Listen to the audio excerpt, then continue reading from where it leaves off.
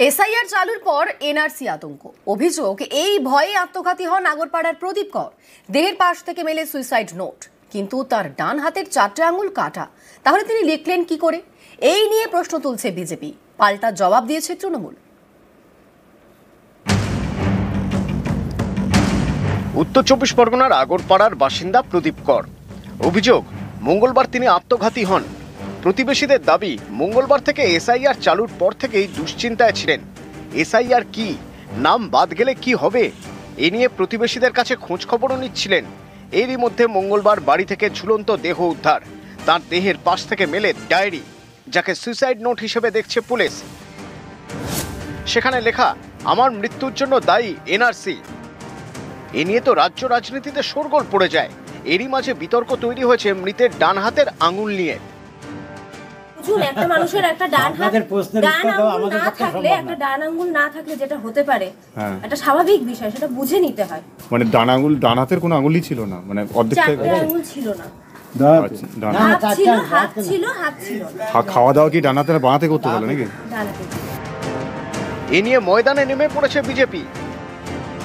তো পুরো সাজানো, সব লোক জানে। এখন 7ই ফেব্রুয়ারি পর্যন্ত গাছ থেকে পড়ে গেলে, বাজ পড়ে মারা গেলেও এইসব করবে। সম্পূর্ণ মিথ্যা, সাজানো। ওই হাতের অক্ষরও উনার নয়।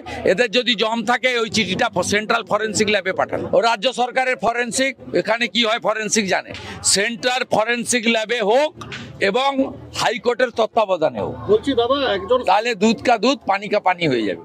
প্রদীপ করকে দেখা যাচ্ছে তিনি রান্না করছেন, তার বাঁ হাতকে মূলত ব্যবহার করছেন খুন্তিটির জন্য, এবং একটা পিকনিকে, মানে বাড়ির ছোট্ট 4টে আলু নয়, ওটার মধ্যে অন্তত 40 পিস আলু আছে, এবং খুব সক্রিয়ভাবে রান্না করছেন।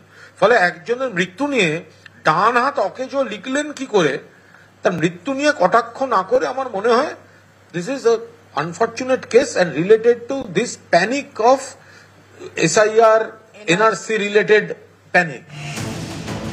বৃহস্পতিবার খড়দা থানায় যায় প্রদীপ করের পরিবার।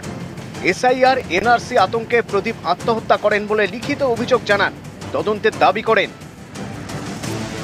এই ইস্যুতে পথে নেমে পড়েছে তৃণমূল।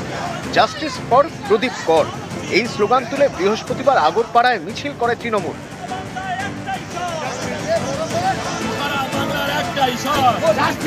রাজ্যের নানা জায়গাতেই এদিন মিছিল করে তৃণমূল।